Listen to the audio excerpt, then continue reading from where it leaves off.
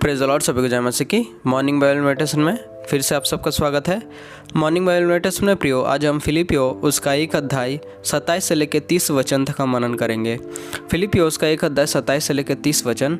केवल इतना करो कि तुम्हारा चाल चलन मसीह के सुसमाचार के योग्य हो, कि चाहे मैं आकर तुम चाहे ना भी आऊँ, तुम्हारे विषय में ये सुनूं कि तुम एक ही आत्मा में स्थिर हो और एक ही चित्त होकर सुसमाचार के विश्वास के लिए परिश्रम करते रहते हो, और किसी बात में विरोधी से भय नहीं खाते। ये उनके लिए विनाश का स्पष्ट चिन्ह है, परंतु तुम्हारे लिए उद्धार का, और ये परमेश्वर की ओर से है। क्योंकि मसीह के कारण तुम पर ये अनुग्रह हुआ है कि ना केवल उस पर विश्वास करो, पर उसके लिए दुख भी उठाओ। और तुम्हें वैसा ही परिश्रम करना है जैसा तुमने मुझे करते देखा है, और अब भी सुनते हो कि मैं वैसा ही करता हूँ। परमेश्वर के नाम की महिमा हो। प्रियो, फिलिपियो उसका 1 अध्याय 27 से लेके हम 30 पद तक हम पाते हैं प्रेरित पौलुस उन्हें कुछ बातों के लिए उत्साहित कर रहा है। हम कह सकते हैं कि उन्हें सुसमाचार के अनुसार वे लोग जैसे जिए, अर्थात उसके अनुसार वे लोग चले, उनका चाल चलन किस प्रकार से होना चाहिए प्रेरित पौलुस उन्हें बता रहा है। और साथ साथ विरोधियों के बारे में भी प्रेरित पौलुस बता रहे हैं, जो लोग सुसमाचार के विरोध करते हैं और सुसमाचार के विरोधी है उनके बारे में। और उसके अलावा उनको एक वरदान के बारे में बताते हैं जो हर एक विश्वासी तथा जितने सारे लोग यीशु मसीह के ऊपर विश्वास करते हैं उनको वो प्राप्त होता है।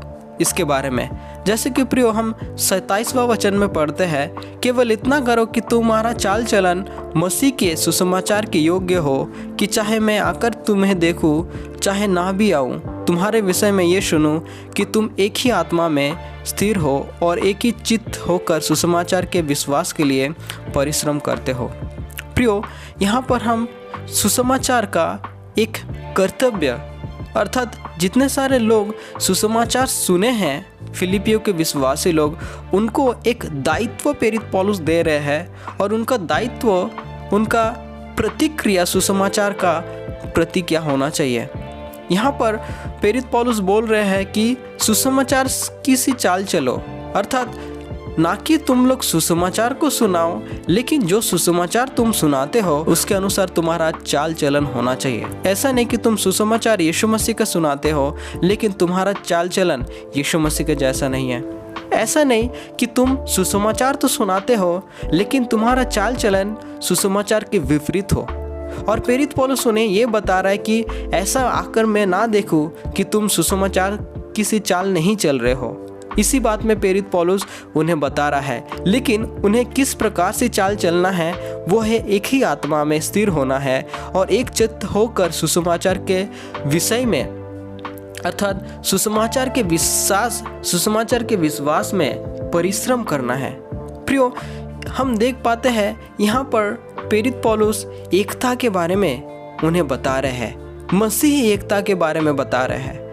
प्रियो, आज हम मंडली में देखते हैं बहुत सारे लोग के अंदर मसीही एकता हम पाते नहीं हैं। आज बहुत सारे मंडली एकजुट होकर, एक आत्मा में होकर वे लोग सुसमाचार के प्रति परिश्रम नहीं करते हैं। लेकिन प्रेरित पौलुस यहाँ पर हमें ये बात को भी बता रहे हैं कि हम भी जैसे सुसमाचार की सी चाल चले और हमारा जैसे मन एक हो। प्रियो, हम मनुष्य हैं, हो सकता है कि हमारा जो मन वो बहुत सारे समय में एक ना भी हो सकता है, लेकिन प्रियो, जिस प्रकार से हमें वचन कहते हैं कि हम मसीह का देह है, अर्थात हम विश्वासी लोग मसीह का देह है, हम परमेश्वर का गृह है, और हमारा जो चाल चलन, हमारा मन जैसे एक हो। जो बात हम फिलिपियो 2 अध्याय 5 पद में पढ़ते हैं, जहाँ पर हमें बता रहा है कि हमारा जैसा मन मसीह के जैसा हो, हमारे चाल जैसे मसीह के अनुसार हो, क्योंकि उनका जो चाल चलन एक था, अर्थात पिता के साथ एक था और पवित्र आत्मा के साथ एक था। उसी अनुसार प्रियो, हम हर एक विश्वासियों का जैसे चाल चलन एक हो। हमारा बोल चाल, हमारा रहन सहन हो सकता है अलग है, लेकिन हम जब मसीह कलीसिया में आते हैं तो हमारा जैसे मत, हमारा जैसे चाल चलन, हमारा जैसे बातचीत, जैसे उनके वचन अर्थात सुसमाचार के अनुसार हो। प्रेरित पौलुस इसके बारे में बता रहा है, और ना कि विश्वास लेकिन परिश्रम करते रहो। अर्थात प्रेरित पौलुस यहाँ पर व्यक्तिगत रूप में सुसमाचार को अपने जीवन में धारण करने की बात को बता रहा है कि जो सुसमाचार तुम बताते हो उसके अनुसार तुम्हारा चाल चलन भी होना चाहिए। व्यक्तिगत जीवन में सुसमाचार के अनुसार जीवन जीने के बारे में प्रेरित पौलुस बता रहे हैं। प्रियो 28वां वचन में पाते हैं, और किसी बात में विरोधियों से भय नहीं खाते, ये उनके लिए विनाश का स्पष्ट चिन्ह है, परंतु तुम्हारे लिए उद्धार का, और ये परमेश्वर की ओर से है।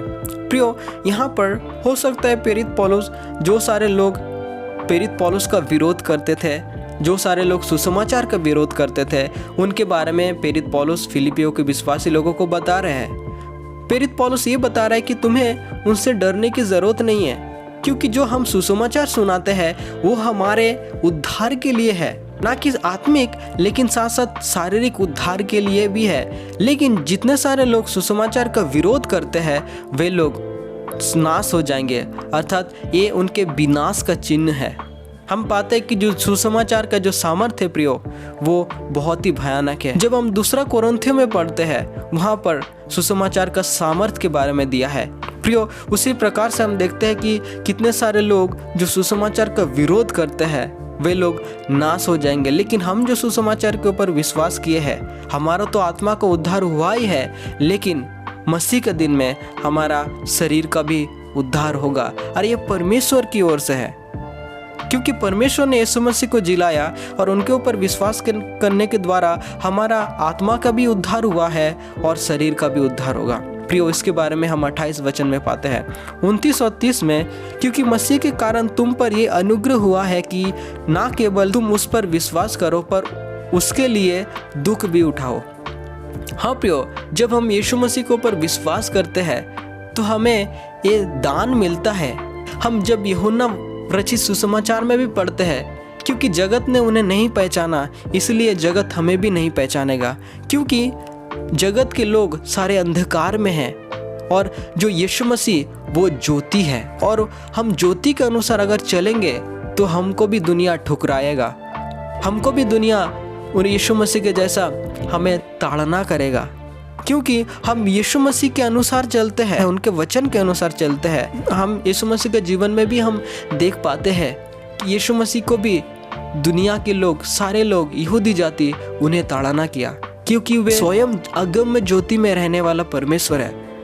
और जब वो ज्योति उस अंधकार वाली दुनिया में आया तो अंधकार वाली दुनिया उन्हें पहचान नहीं पाया, और ज्योति के अनुसार जब हम जीवन को जिएंगे तो वो अंधकार वाली दुनिया हमें भी नहीं पहचानेगा।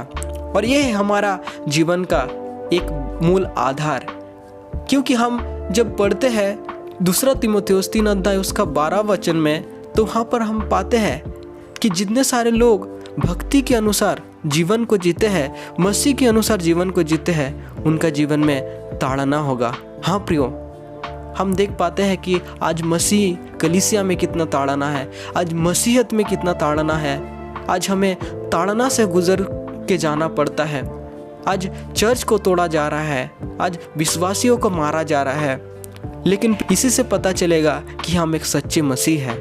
प्रियो, ताड़ना का हम जैसे सहे और ताड़ना में परमेश्वर की हम महिमा करें, क्योंकि यही हमारा बुलावट है जो परमेश्वर की ओर से है। 30वां वचन में, और तुम वैसा ही परिश्रम करना जैसा तुमने मुझे करते देखा और अब भी सुनते हो कि मैं वैसा ही करता हूँ। हाँ प्रियो, हम देख पाते हैं प्रेरित पौलुस के जीवन में, जो फिलिप्पी के विश्वासी लोगों को प्रेरित पौलुस बता रहे थे कि सुसमाचार की सी चाल चलो और सुसमाचार के अनुसार अपने जीवन को जियो, सुसमाचार के अनुसार परिश्रम करो, सुसमाचार के लिए ताड़ना सहो। और जो बात प्रेरित पौलुस के जीवन में हम भी देख पाते हैं कि वे कितने ताड़ना सुसमाचार के लिए सहे। उनको कोड़े मारा गया, उनको अधमरा अवस्था में उनको बाहर छोड़ दिया गया फाटक में, लेकिन प्रियो हम देख पाते हैं प्रेरित पौलुस के जीवन में कि उन्होंने कितना परिश्रम किया सुसमाचार के लिए, उन्होंने कितना ताड़ना झेला।